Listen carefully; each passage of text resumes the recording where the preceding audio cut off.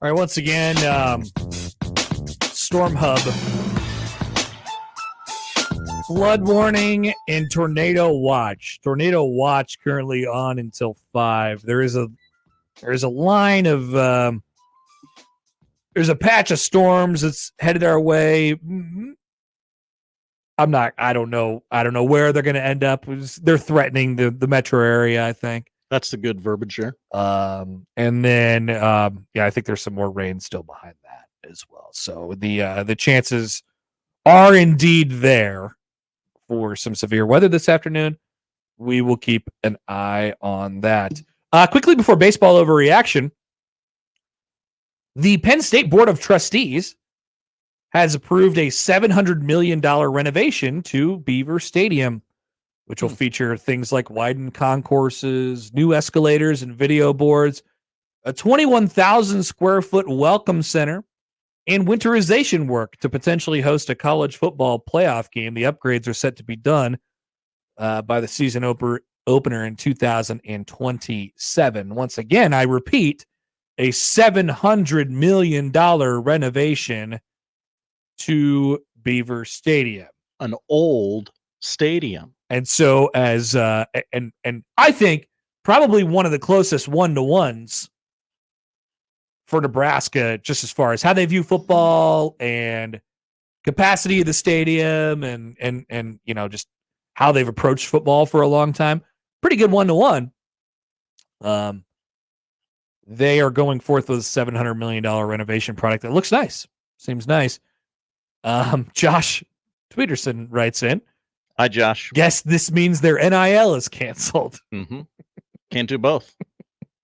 What are you going to do? I mean, pretty perfect timing, right? Pretty perfect timing. Yeah. Doc writes in. What's up, Doc? Nebraska can't even afford $450 million. More evidence to support what I've always been saying about how Nebraska has no money. It's all an illusion. Okay, Doc, that's a wild take. That's wild. They don't want to go under the self-funded level line or whatever. They don't want to ask for money. Uh-huh. They don't want to ask people for it's very Nebraska nice. They don't want to ask the government for money. They don't want to ask you for more money. Meanwhile, it's not a competitive disadvantage as much as it is just like you got to do something at some point, right? And I say pulling the trigger on the big one is probably a good call. Just as Penn State has decided, Nebraska is pushing that off for a while. All right, baseball reaction overreaction. We can get to more of that later on in the show. Jacob Bigelow will join us at 1:00. We can ask him about some of that stuff as well. Let's see what the writers got for us today. Josh, any what are they interested in? Who do they want to talk about today? Interesting that the first take, not pun intended, would be about the Kansas City Royals. They know me. The writers know me. The writers understand that they have to throw me a bone every once in a while. So thank you, writers. If there was a quarter season awards ceremony, the Royals would have the MVP and the Cy Young winner. I think the Royals would have the Cy Young winner, and his name would be Seth Lugo. They should have the Cy Young winner. It's a hotly competitive race right now. It is. Tariq Skubal is coming in hot. That's my guy. It's big time stuff from Tariq Skubal right now. But Seth Lugo has been the best pitcher in the American League so far. Is that going to continue? Probably not. He's Seth Lugo. He's been a historically above average pitcher is all. Maybe he could, have this season where he's incredible all year long. We'll see. But we're talking about the quarter poll. And if you stopped and did an award ceremony, Seth Lugo is the best pitcher in the American League right now. FanDuel Sportsbook has Cole Reagans with the 4th best odds, Seth Lugo with the 5th best odds. Yeah, that's just more of a projection than anything. Sure. Right? Now the MVP. I do not think the Royals would have the MVP. Why? Because they have 2 MVPs. And now it's time for me to talk about Salvador Perez. You know what they say, if you have 2 MVPs, you don't have any. You really have 0. That's exactly right. And Juan Soto would probably, be the guy anyway. Because he's a Yankee. Because he's a Yankee and he's had a great season. Kyle Tucker is probably in that conversation as well. Bobby Witt's got better odds than Kyle Tucker. Yeah, what does the odds board look like right now? Juan Soto plus 280, Aaron Judge plus 390, Bobby Witt Jr. 410. Where's Salvador Perez on there? Fourth. Gunnar Henderson is fourth. Kyle Tucker fifth. Jose Altuve 6, 7, 8, 9, 10, 11, 12, 13, 14, 15, 16th best odds plus 8,500. They just keep telling you that it's not going to happen for Salvador Perez. He's so old. He must die soon, right? He's what, like 35? He's not even. Yeah. I think he just turned 34. He may have just turned 33. He just turned 34 11 days ago. Yeah, May 10th. My brother is 2 months older than Salvador Perez. They have two guys in the top 10. And I would like to take this time to talk about Salvador Perez. He's a Hall of Fame player. People try to knock him because he's a throwback. The guy hits. He's gotten better basically every year of his career.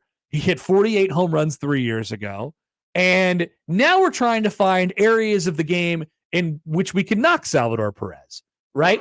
Is Salvador Perez a top 10 catcher in baseball? No, because he doesn't frame pitches good. He doesn't do the things that the modern day. He's not JT Realmuto. What a weird thing to care about. Yeah, exactly.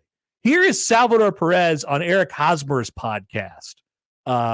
Explain and you know, Hosmer basically just gave it to him exactly the way that I said it. Like, people are just underrating you, man. Like, why do you think that is? And Salvi had a guess. And here is that back and forth between those two. This is me off to see how much disrespect they have on you when they rank all the catchers, top 10, this, and this, because in my opinion, you're not only a Hall of Famer, you're arguably one of the best catchers of all time. Thank you, Bubba. Yeah. So in a world now where they care about, pitch framing and different things that maybe they value the wrong things a little too much, how do you not care about any of that stuff? Because you just continue to stay locked in, focus, and you keep getting better and better each year. I don't try to, to see, Instagram, they send me that, what they think, or top 10 catcher in baseball. You don't even there. You don't even the number 10. They just care about framing right now, Papa. This is spring training. They coming to me and tell me, and we're going to say this too. It's 83% about framing, 5% about blocking, and 13% about throwing people out. So which percent you going to take? The framing. We got almost a month in the spring training, and I don't do 1 day of blocking. Only one throw to second base. They just care about framing. And as a, big guy, it's kind of hard for me. So I would change my position every game. Try to get low as I can and try to, give it whatever they want.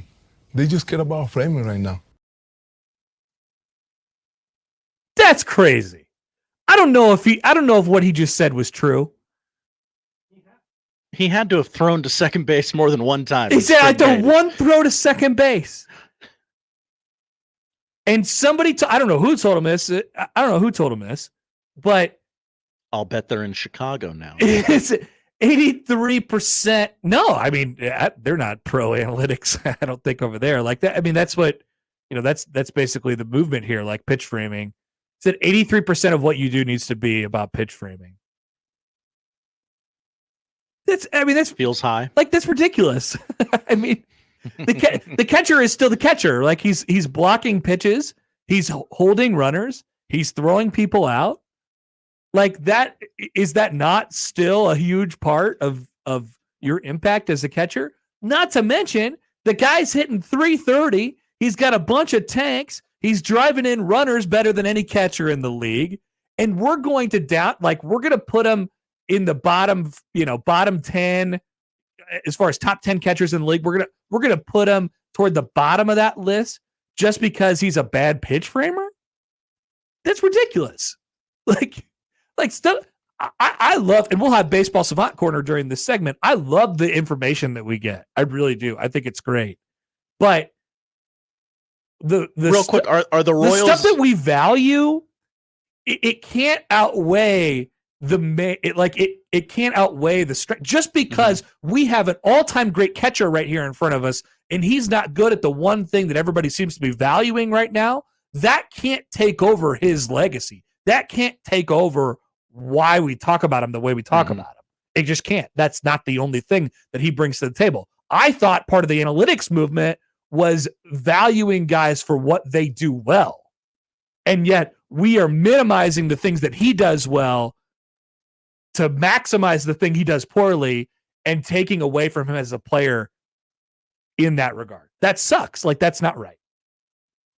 Are the Royals a high analytics team? I think they've transitioned more toward it over the last couple of years. They've moved into the 21st century a little bit. Sure. I mean, it's a develop, like it's. I mean, look at all of their teams that aren't. I mean, obviously the Royals have taken a huge jump right now. The Major League Club.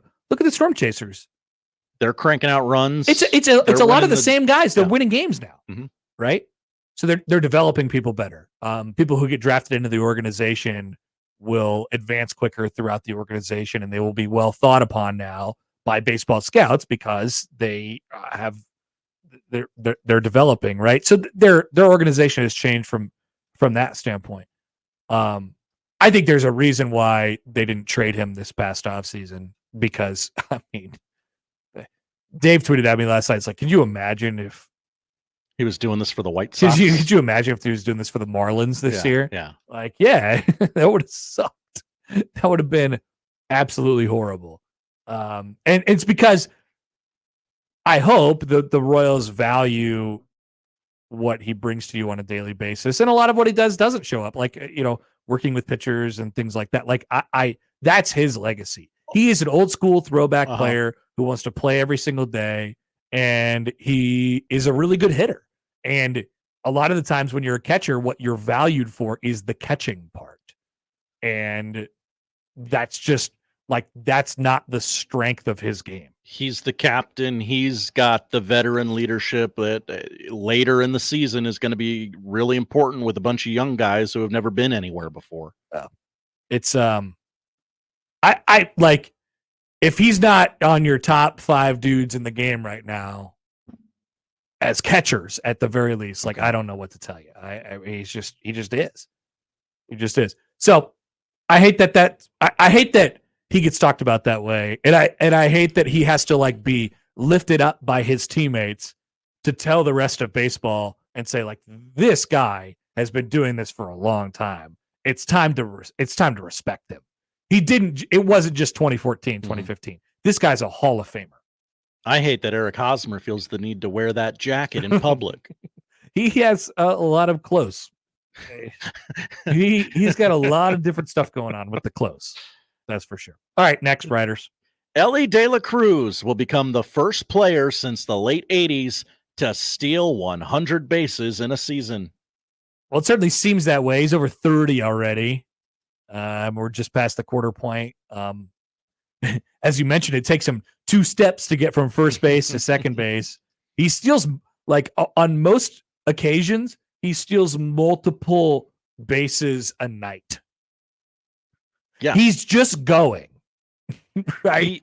He's just going to go. Him and the Reds saw what Ronald Acuna Jr. did last year and went, oh, we can do that. Yeah. I mean, the only thing that has the potential to hold him back is if he goes into some sort of slump and he can't get on base for extended periods of time.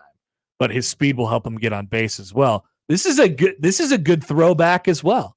We haven't had a guy. I think there's only been 4 or 5 all time steal 100 bases in a season since the late 80s, and 2, I think, of those seasons are by RH. So it's I'm all for this. I'm all for this. Oh yeah, this would be great for the Reds, great for the league, great for. Now the Reds, on the other hand,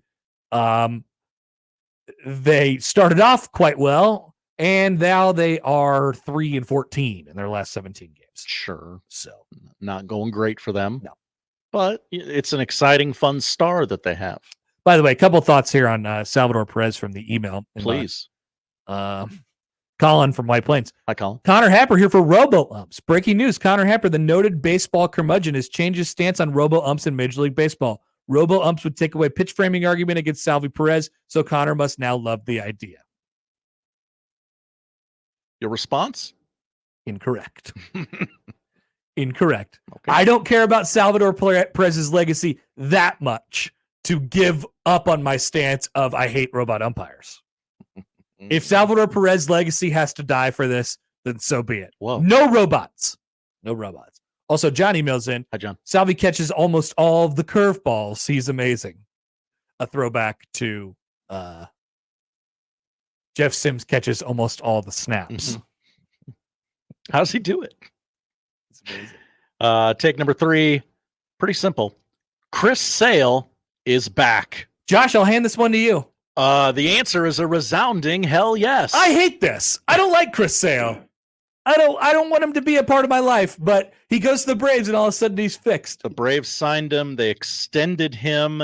A lot of people in the organization feel like maybe that's what's taken some of the pressure off of a guy who's been injured year in, year out, because he's trying to force himself into performing to get an extension. The Braves gave him that on the front end, so the pressure's off. But he's dealing. He's 7-1 right now, 2.22 ERA in 9 starts this year. Let me give you the numbers from the last 3 starts, and you tell me if Chris Sale is back. Okay. 20 innings pitched, 18 strikeouts, 1 walk, no runs, 13 hits. That seems good. I'd like that. My one complaint is I'd like the sample size to be bigger. Sure. That's all. That's a third of his outings this season. Yeah. A third of a third. So give me a full third. Sure. Right. But I mean, he's still a young guy. It feels like it's 35. Yeah. I mean, well, I guess I didn't know he was 35. I kind of felt like he was like 33. Just turned 35. Just turned 35. Okay. Yeah. I mean, he could. I mean, they need him to be exactly what he's been so far. Yeah. I mean, I don't think in their wildest dreams they could have imagined that he was going to give them this. No. Spencer goes down. Max Fried looked shaky his first 2 outings of the season. He's kind of rebounded. They found a gem in taking Chris Sale off the scrap heap and turning Ronaldo Lopez into a starting pitcher has worked out gangbusters for them, as it kind of just always seems to work for the Atlanta Braves. You know what? I hate that about them. I totally get that. I don't like that part. I have a weird stat. All right. Base out runs saved. This is like, how many runs did you save because you were on the mound, because you're dealing based on the leverage situations. Okay. Okay. 0 is average. Anything above that is good.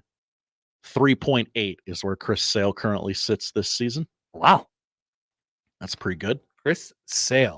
And ripped uniforms. And somebody was talking to Charlie Morton over the weekend. Old man Charlie. Which, by the way, the Braves could be without Old man Charlie Morton and Max Fried next year. So this is also very good long term that Chris Sale is pitching. They asked him, like, hey, what do you think Chris Sale's doing good? Stupid question like that.